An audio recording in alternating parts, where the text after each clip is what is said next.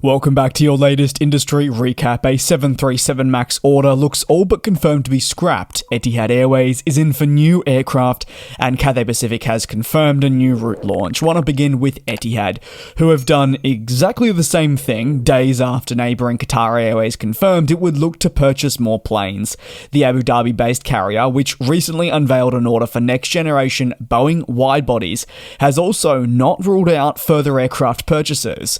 Despite the 2010s bringing a fair degree of turbulence after several investments went wrong, Etihad Airways has now put in the hard yards to turn around its fortune. As the carrier looks towards Journey 2030, a new endeavour has been launched to grow the fleet, personnel and routes. However, the continued delivery of new planes remains a requirement, but doing so in a sustainable manner. Speaking with Golf News on the sidelines of a recent event held by the company, executives at the airline discussed the prospect of another new commercial aircraft order to help them grow as a business, even after that highly documented one for 28 jets.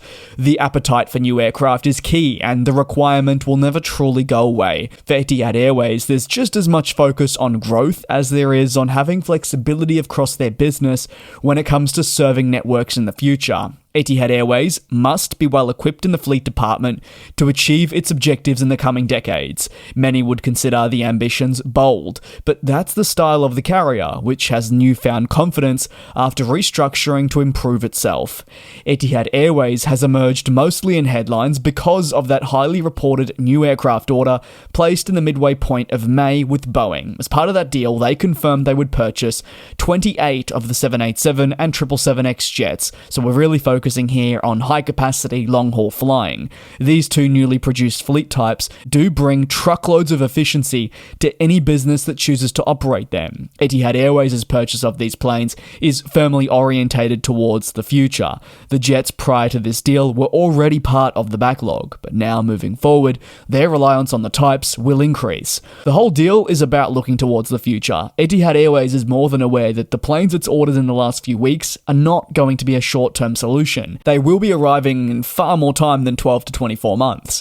As a result, a huge focus is placed on what happens beyond 2030 and what deliveries will occur to match what they're forecasting as continued demand happens. This puts them in a very exclusive bracket that sees Etihad Airways as one of the most important carriers not just in the Middle East but also on a global scale. What direction Etihad Airways will take for its next commercial aircraft purchase after this latest Boeing deal remains to be seen, but quite clearly its intent is to continue expanding, meeting available demand. Over to the next story, some very exciting news for Cathay Pacific, who have confirmed they will return to Adelaide in Australia with a winter seasonal service. The Hong Kong-based company will operate thrice-weekly flights during the summer in Australia, but its local winter schedule, as it's naming it, with commencement on the 11th of November 2025.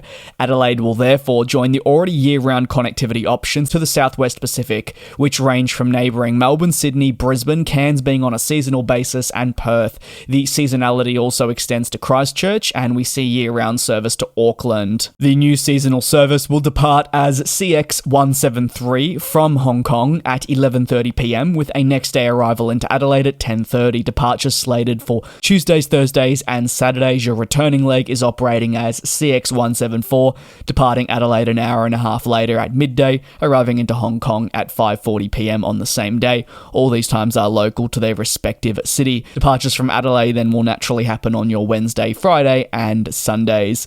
The carrier took the time to reaffirm its excitement about returning to Adelaide after first launching passenger flights to this city in 1992, so its history has certainly been long-standing, and many have awaited its return. Adelaide rejoining the network, albeit on a seasonal basis, is part of the business's broader effort to continue expanding and rebuilding what can only be described as a damaged route network in the past.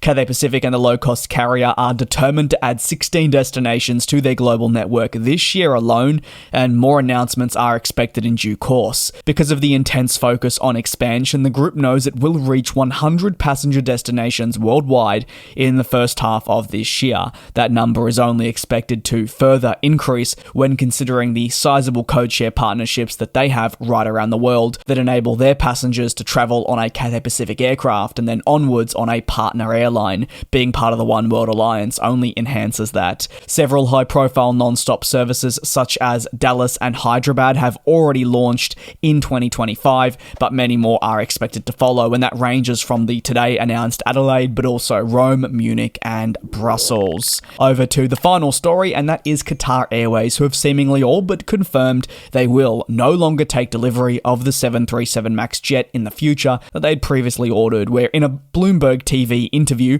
the chief executive discussed the prospect of ordering more Airbus aircraft and said its next commercial aircraft order would be in the works already, despite a mammoth one confirmed with Boeing. However, there were also comments about the type of aircraft that they were seeking to study to join their fleet in the future, and notably absent was the requirement, at least for the moment, for more wide-body planes. At this stage, Qatar Airways likely finds itself in a position where up to 210 additional wide-bodies from Boeing are just about what it requires for future flying across a long-haul basis, especially considering the planes that were already part of a backlog before it enhanced it even further.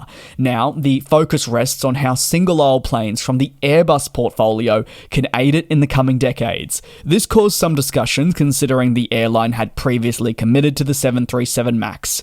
The airline's CEO confirmed that their future will emphasize the development of their single-aisle fleet just as much as the wide-body operation, but went as far as saying that the development of the single-aisle fleet will be thanks to Airbus. As part of those comments, he confirmed that they'll scrap therefore the order for the 737 MAX in favour of proceeding with the European manufacturer, with innovations such as those which are visible through the A321XLR. Airbus has really become a much more appealing option to airlines seeking to evolve their single-aisle flying, with the A321XLR being able to stretch its legs far longer than maybe some would have expected 10 to 20 years ago was possible for an aircraft of this caliber. It is pushing the boundaries. Whether customers enjoy flying on a single-aisle plane for 8 hours or not, airlines definitely see the return on investment. Qatar Airways' purchase of the 737-10 was always a little bit clouded, given it's been a hot topic of conversation pretty much since it was placed. Despite their order coming through in mid-2022, we need to remember that this occurred during a period where Airbus and the Doha-based carrier had some pretty hefty tensions.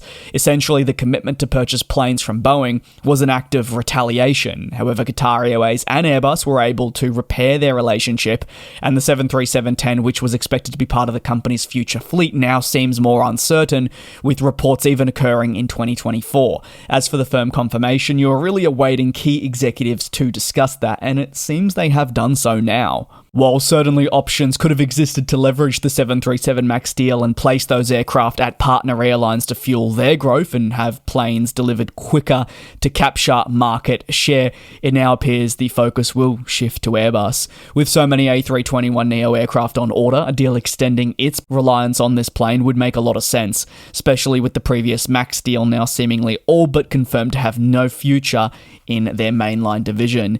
Keen to hear your take on today's aviation news recap. Thank you very much for your support here on the channel. Take care, do be safe, and I'll see you tomorrow for your next recap. And we'll fly.